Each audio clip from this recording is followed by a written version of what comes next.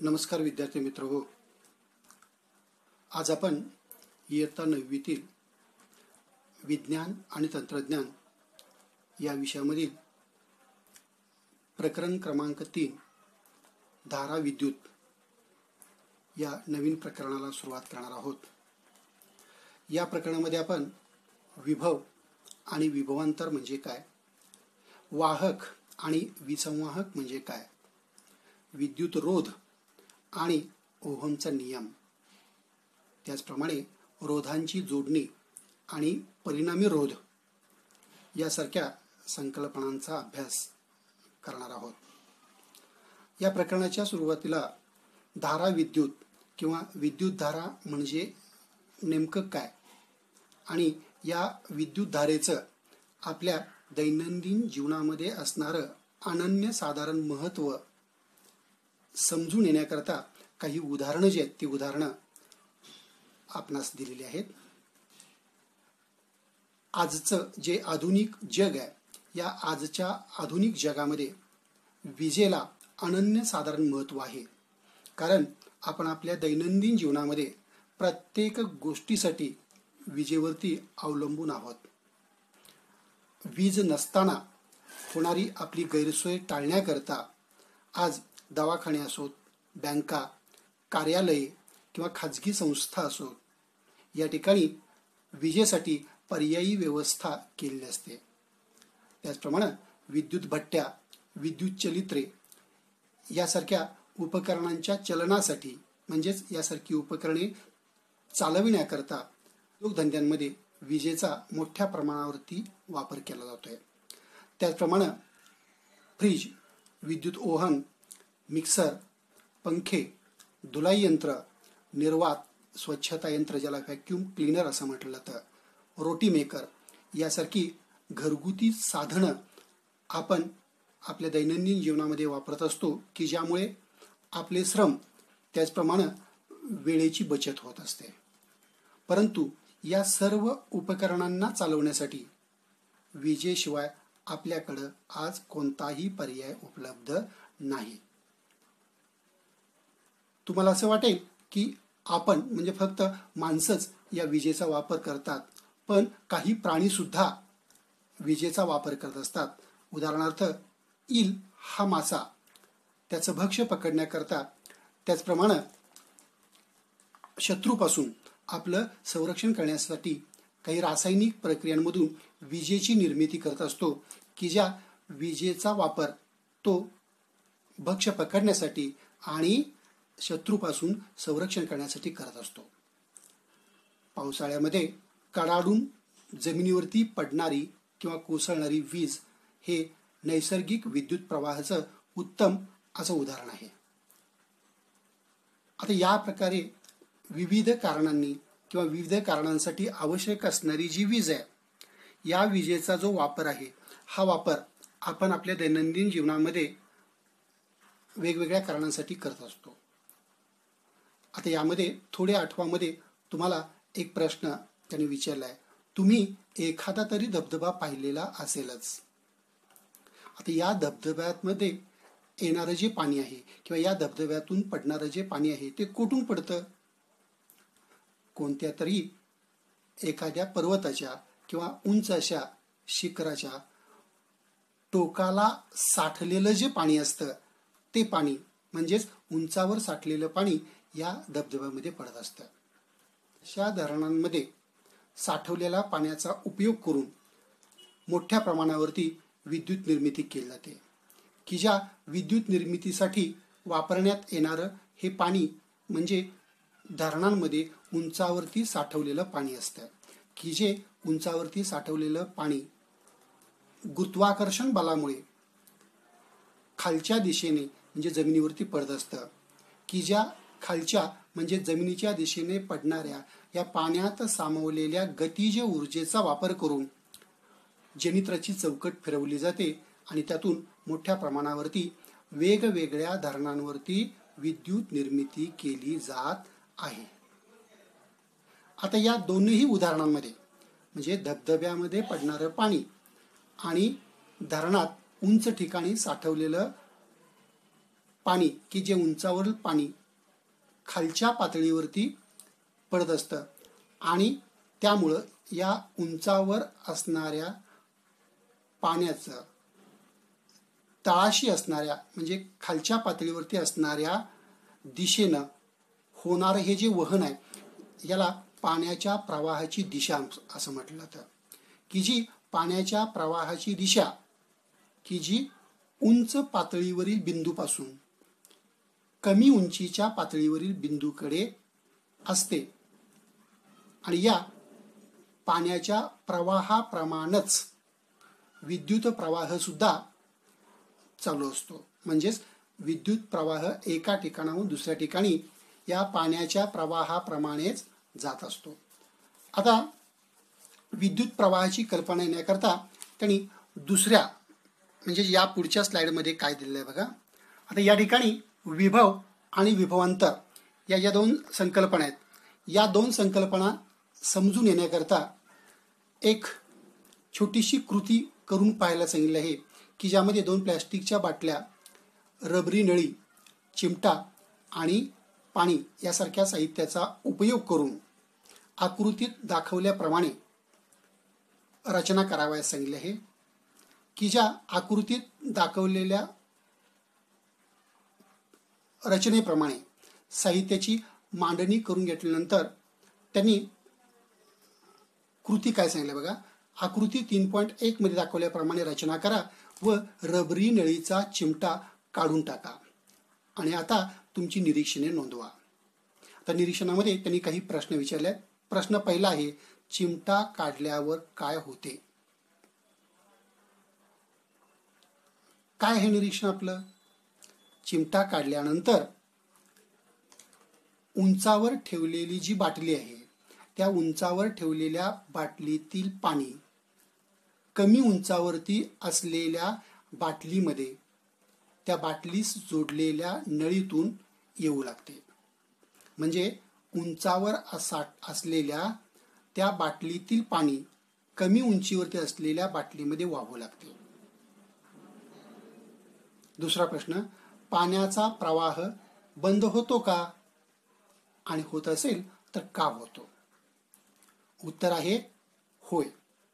जेव्हा उंचावर ठेवलेल्या बाटलीतील आणि कमी उंचीवरती असलेल्या बाटलीतील पाण्याची पातळी समान होते किंवा उंचावर ठेवलेल्या बाटलीतील पाणी संपते तेव्हा पाण्याचा प्रवाह बंद होतो. म्हणजे याचा अर्थ पाण्याचा प्रवाह बंद का होतो. जर उंचावरती ठेवलेल्या पाण्याच्या बाटलीतील पाणी संपलेले असेल किंवा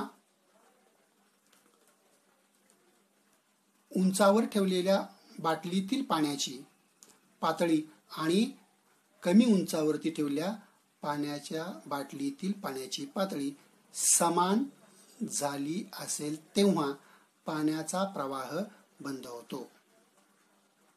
आणि प्रश्न तिसरा विचारलेला आहे पाण्याचा प्रवाह जर अधिक काळ सुरू राहावा असं तुम्हाला वाटत असेल तर त्याकरता तुम्ही काय कराल.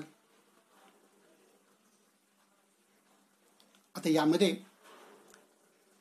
दोन उत्तरं जे आहेत ते दोन उत्तरं आपल्याला देता येतील.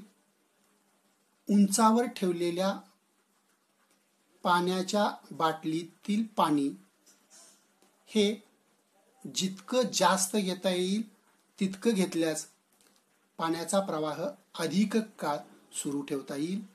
हे पहिलं उत्तर झालं. आणि दुसरं उत्तर आहे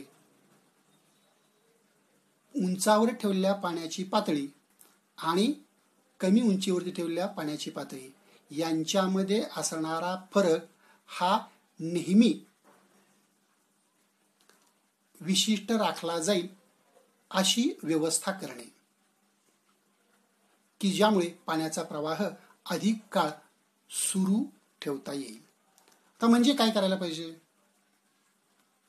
उंचावर ठेवलेल्या पाण्याच्या बाटलीतील जेवढे पाणी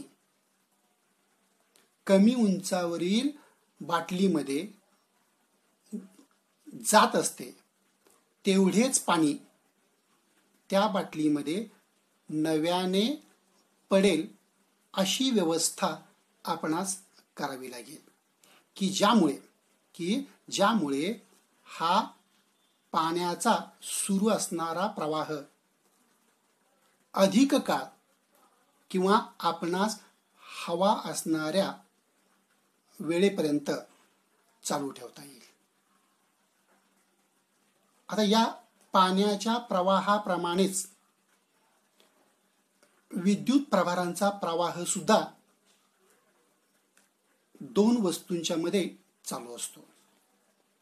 आता या दोन वस्तूंपैकी एक वस्तू ही उच्च विद्युत पातळी असणारी म्हणजेच उच्च विद्युत विभव असणारी असते आणि दुसरी वस्तू ही कमी विद्युत पातळी म्हणजेच कमी विद्युत विभव असलेली असते.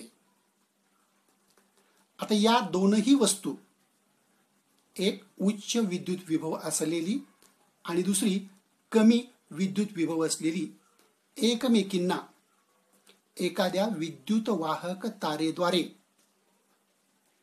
जोडली तर या दोन्ही वस्तूंमध्ये विद्युत प्रभाराचा प्रवाह चालू होतो.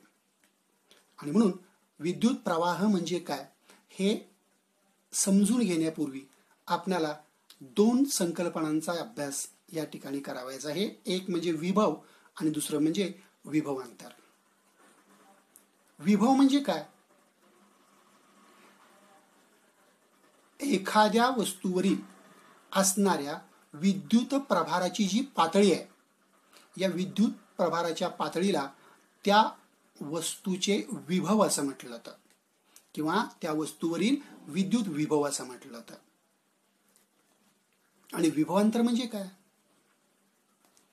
जर दोन वस्तूवरील विद्युत विभवामध्ये फरक असेल तर त्या दोन वस्तूवर असणाऱ्या विद्युत विभवातील फरकाला त्या दोन वस्तूमधील विभवांतर असं म्हटलं जातं.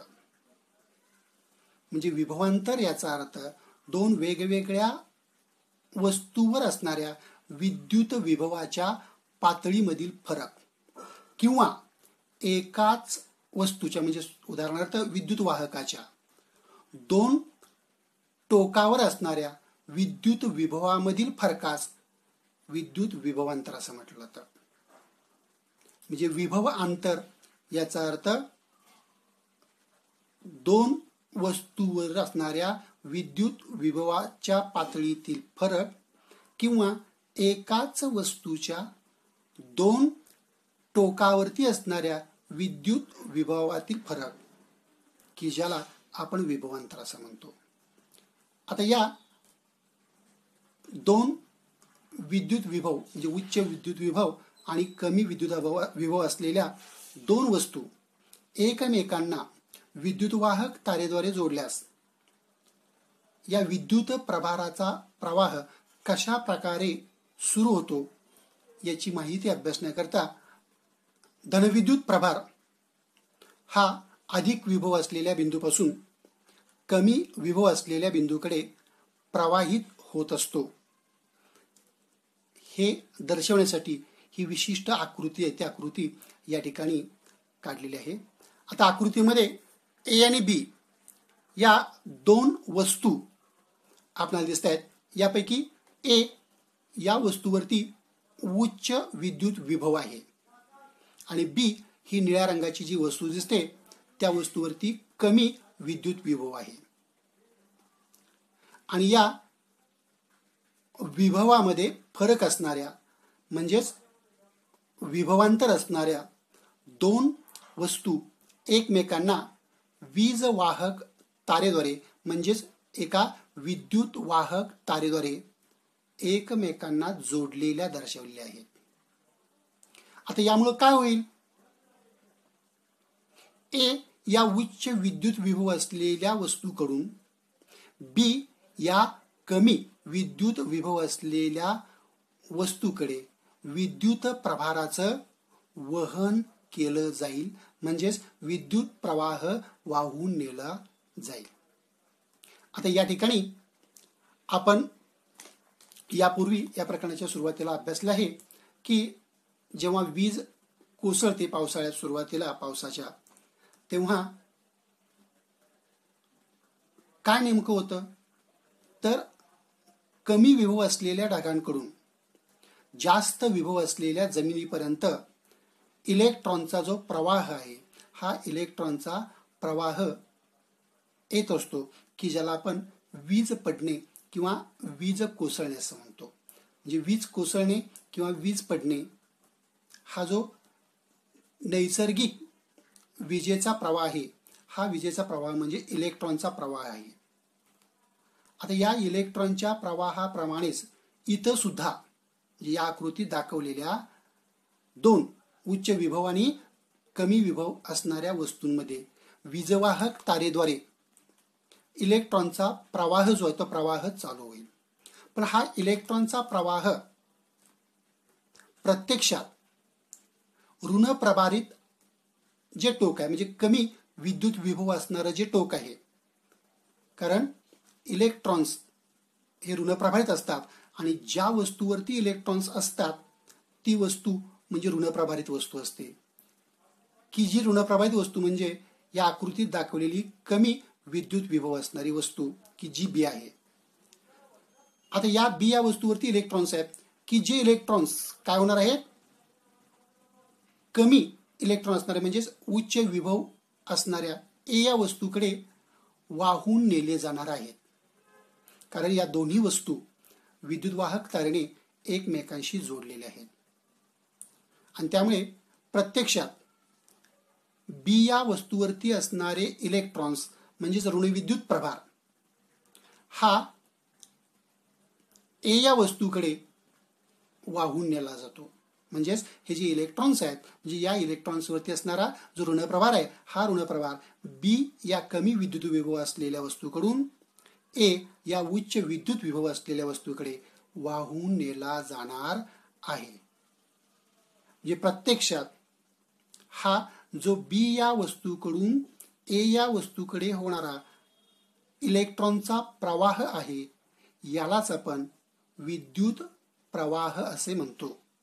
की जो विद्युत प्रवाह किंवा ज्या विद्युत प्रवाहाची दिशा ही प्रत्यक्षात कमी विद्युत विभव असलेल्या म्हणजेच ऋणप्रभारित वाहकाकडून उच्च विद्युत विभव असलेल्या म्हणजेच धन विद्युत प्रभारित वस्तूकडे होत असतो.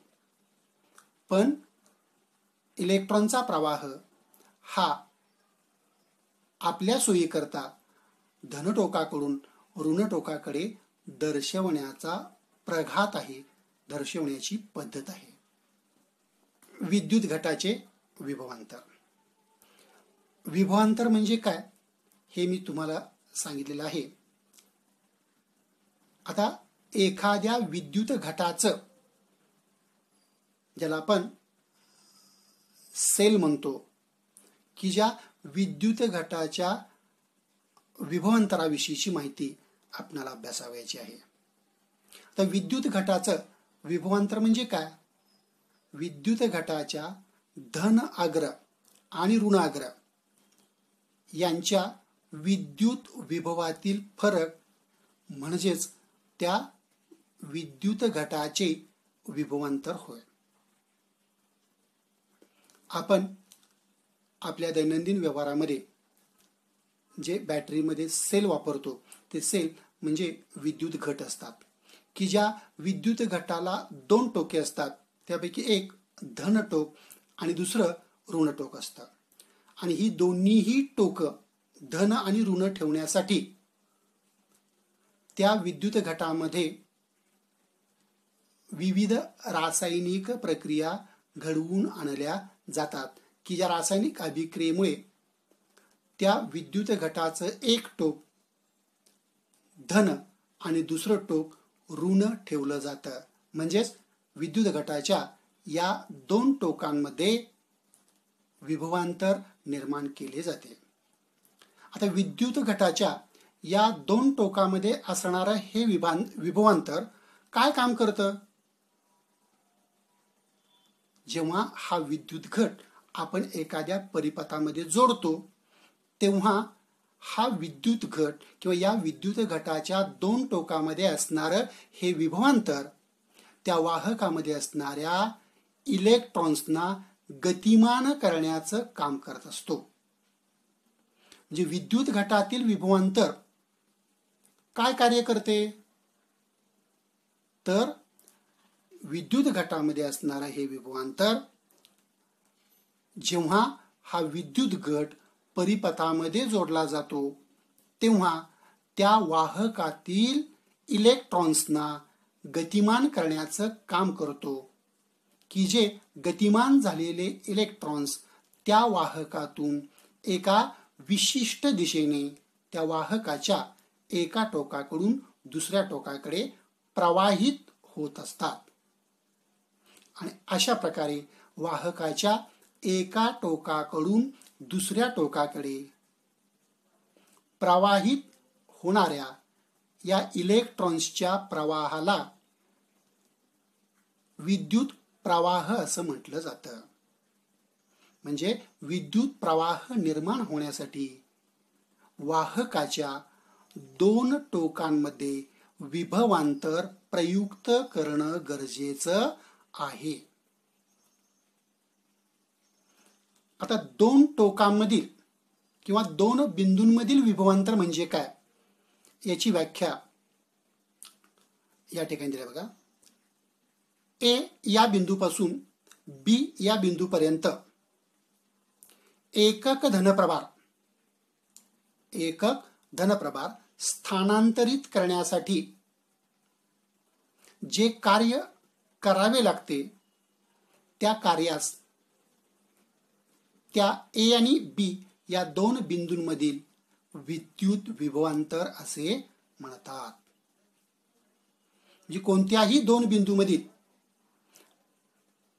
मग ते दोन बिंदू एखाद्या वाहकाची दोन टोके असू देत किंवा दोन वेगवेगळ्या वस्तू असू देत की ज्या वाहकामुळे एकमेकांना जोडलेले आहेत.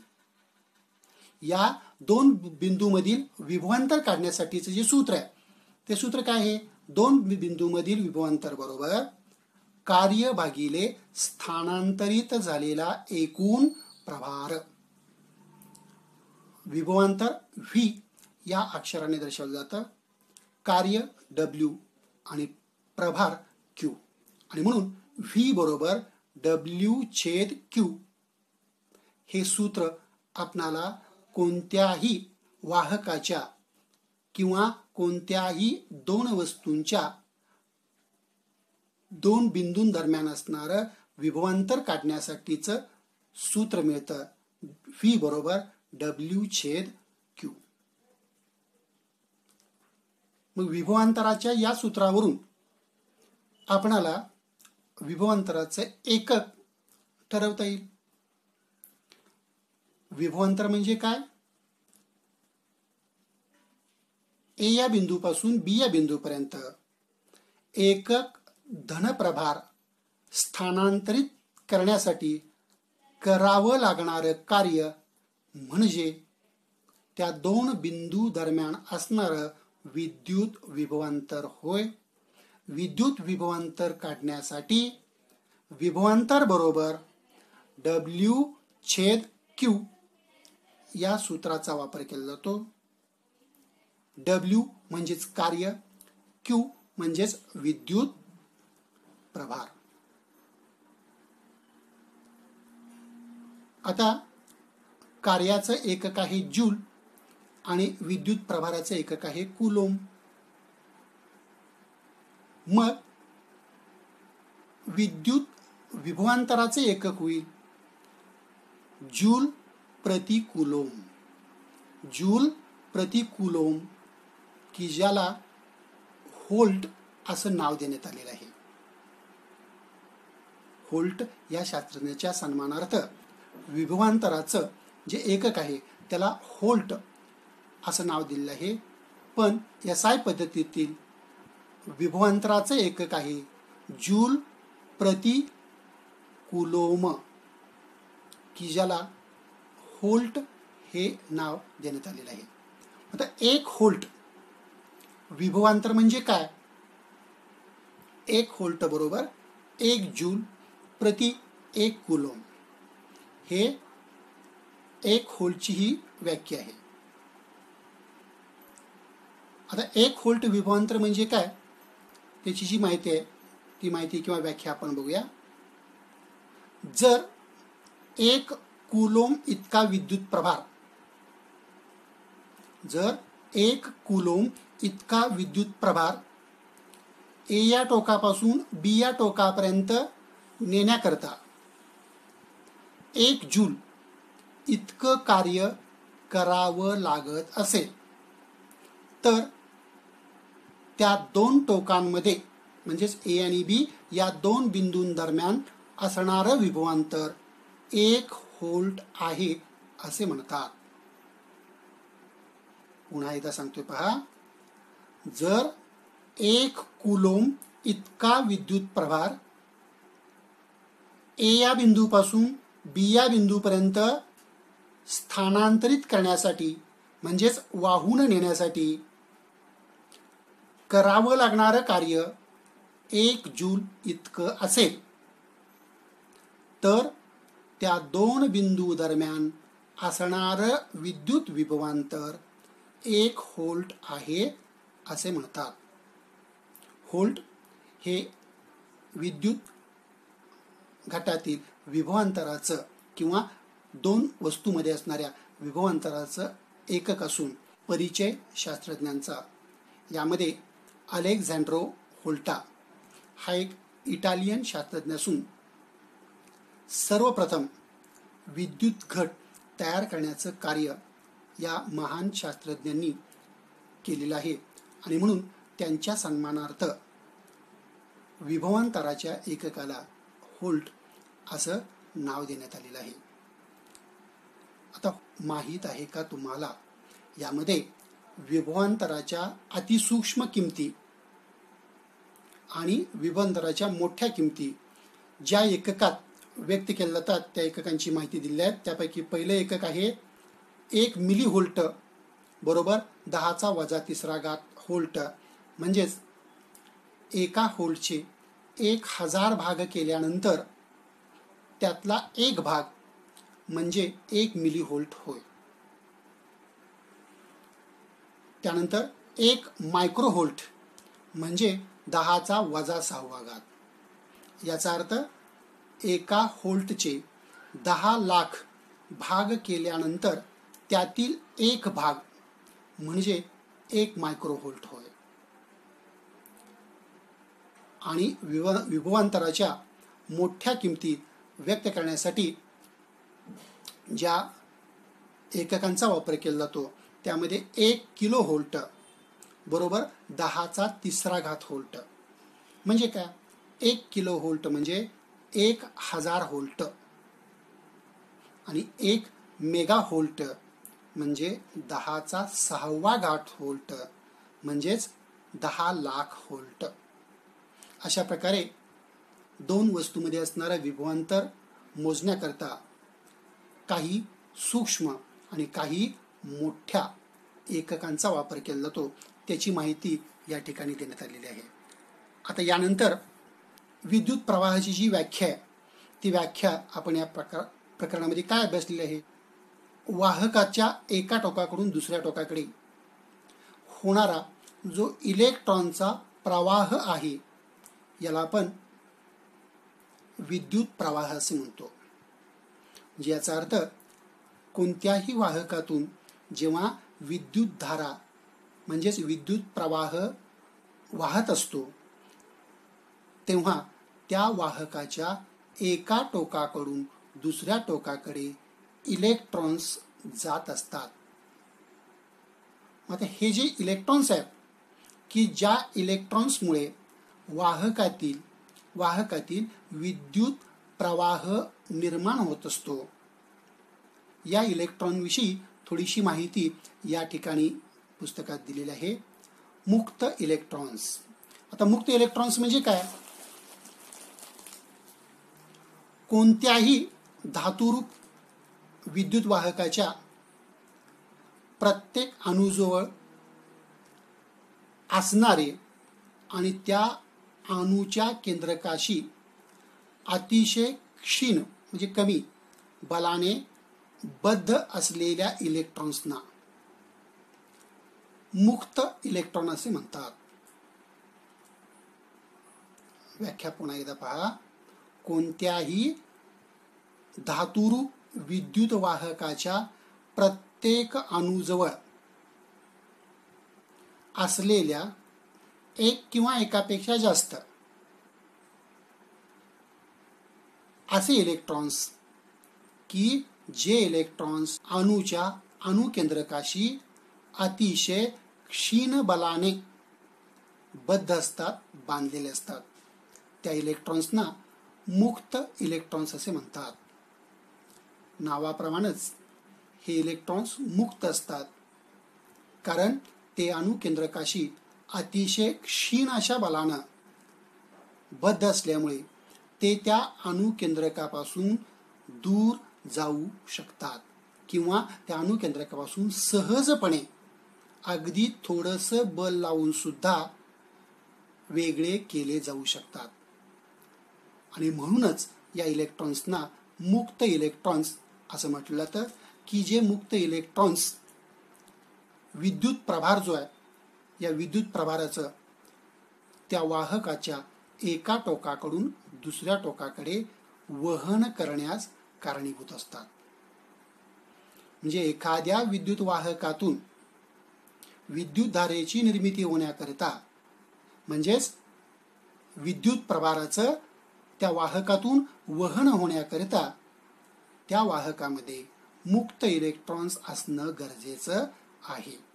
आकृती 3.4 मध्ये वरील बाजूस जी आकृती आहे त्या आकृतीमध्ये जे इलेक्ट्रॉन्स दर्शवलेले आहेत ते इलेक्ट्रॉन्स कोणत्याही दिशेने गतिमान असल्याचं दर्शवण्यात आलेलं आहे.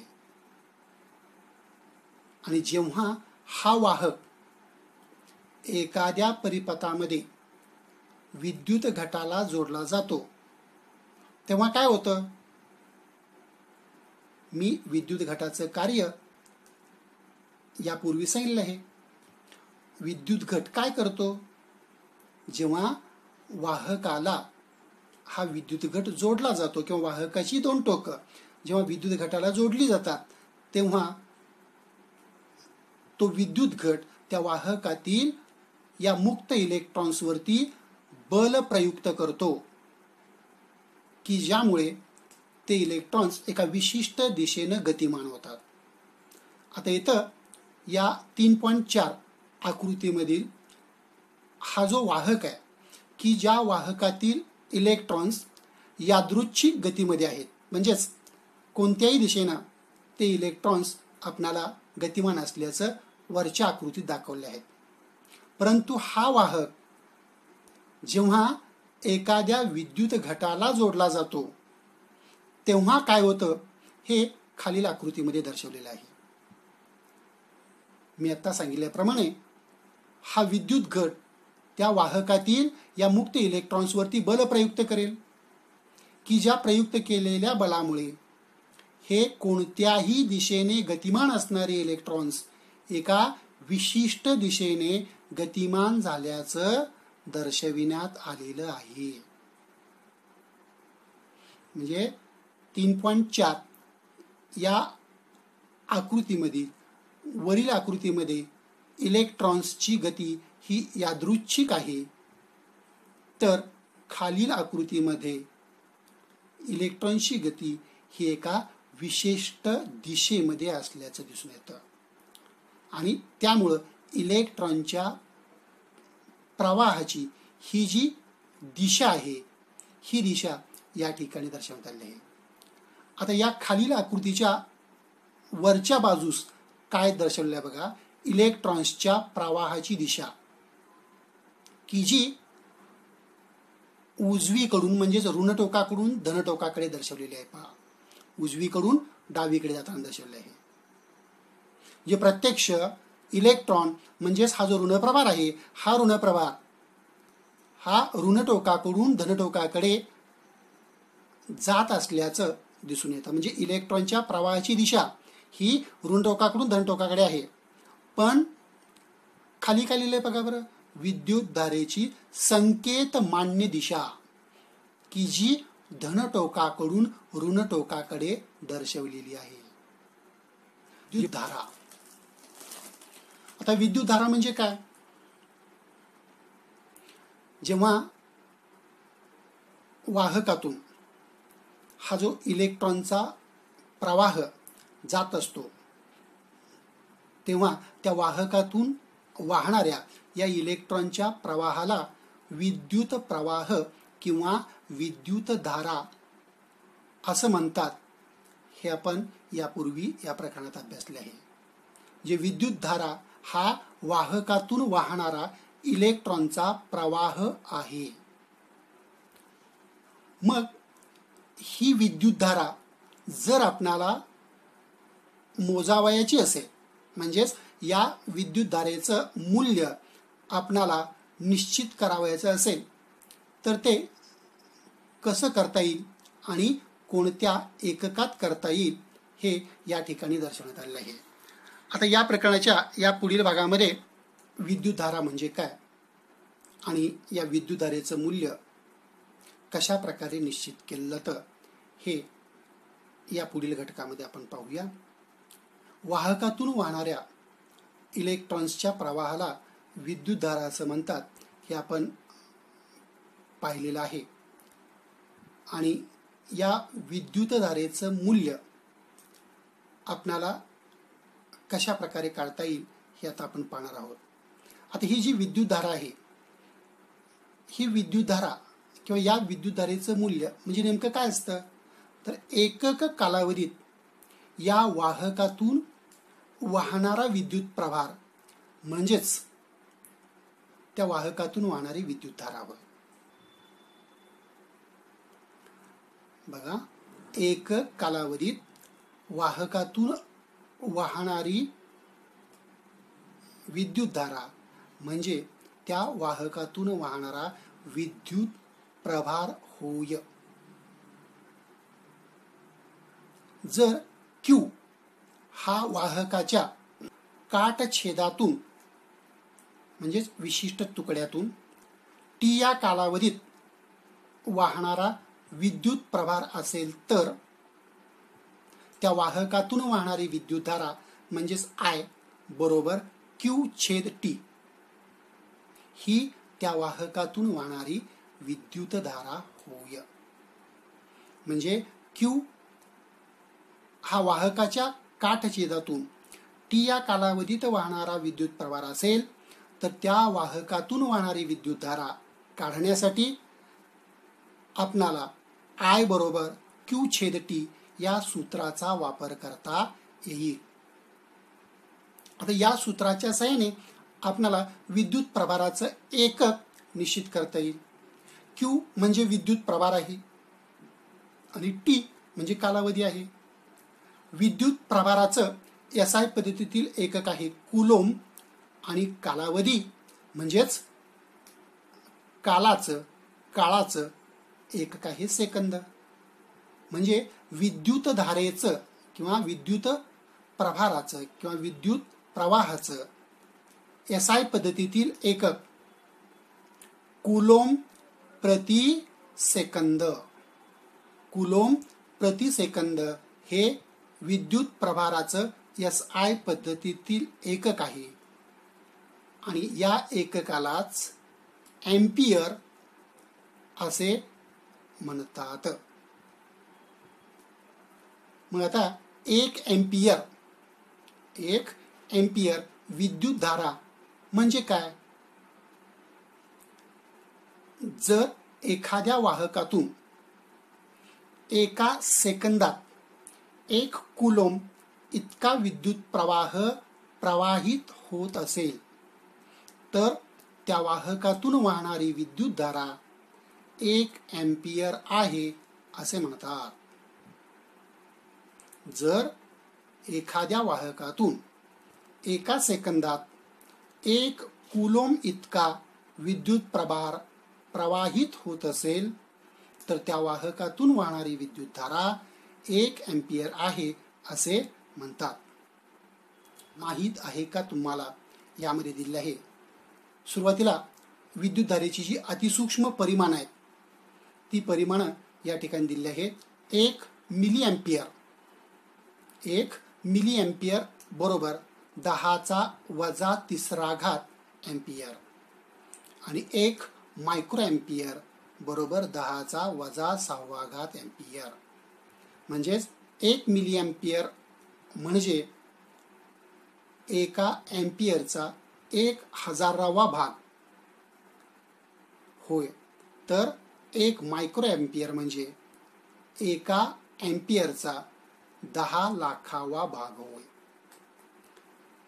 फ्रेंच गणिततज्ञ आणि वैज्ञानिक असणाऱ्या अँपिअर यांनी विद्युत धारेवर आधारित अनेक प्रयोग केले होते आणि त्यांनी केलेल्या या कार्याचा आदर ठेवण्याकरता आपण आज विद्युत धारा जी आहे या विद्युत धारेच्या एककाला या थोर वैज्ञानिकांच्या सन्मानार्थ अँपिअर हे नाव दिलेलं आहे. याची माहिती या ठिकाणी दिली आहे. आता या प्रकरणाच्या शेवटी एक सोडवून दिलेलं छोटंसं उदाहरण आहे, त्याची माहिती अभ्यासूया. उदाहरण क्रमांक 1 आहे. एका विद्युतवाहक तारेतून 0.4 अँपिअर इतकी विद्युतधारा सतत 5 मिनिटे प्रवाहित होत असेल तर त्या तारेतून प्रवाहित होणारा विद्युत प्रभार किती असेल. असं छोटंसं उदाहरण की जे विद्युतधारा काढण्याचं जे आपण सूत्र बघितलं त्या सूत्रावर आधारित आहे. विद्युतधारा काढण्याचं सूत्र आहे I = Q/T. आता या सूत्राचा वापर करून आपणाला हे उदाहरण सोडवायचं आहे. या उदाहरणामध्ये आपणाला वाहकातून वाहणारी विद्युतधारा दिलेली आहे 0.4 अँपिअर. आता ही विद्युतधारा त्या वाहकातून किती कालावधीसाठी वाहते तो कालावधी पण दिलेला आहे 5 मिनिटे. आता कालावधी मिनिटांमध्ये दिलेला आहे. तो SI पद्धतीतील एककात म्हणजेच सेकंदात करण्याकरता आपणाला त्याला 60 गुणावं लागेल. म्हणून 5 × 60 = 300 सेकंद हा SI पद्धतीतील कालावधी होईल. आता या दोन्हीही दिलेल्या बाबींचा वापर करून आपण प्रत्यक्ष किती विद्युत प्रभार त्या वाहकातून वाहत असेल हे पाहूया. Q = I × T हे सूत्र आपल्याला विद्युत प्रभार काढण्यासाठीचं मिळेल. विद्युत धारा आहे 0.4 अँपिअर गुणिले कालावधी आहे 300 सेकंद. 0.4 गुणिले 300 गुणाकार येतो 120 कुलोम. म्हणजे त्या विद्युतवाहक तारेतून वाहणारा विद्युत प्रभार असेल 120 कुलोम. अशा पद्धतीने विद्युत धारा काढण्याच्या या सूत्राचा वापर करून आपण आपल्या दैनंदिन जीवनातील विविध उदाहरणे सोडवू शकतो. आता यानंतरचा या प्रकरणातला जो पुढील भाग आहे हा पुढील भाग पुढच्या तासाला पाहू. धन्यवाद.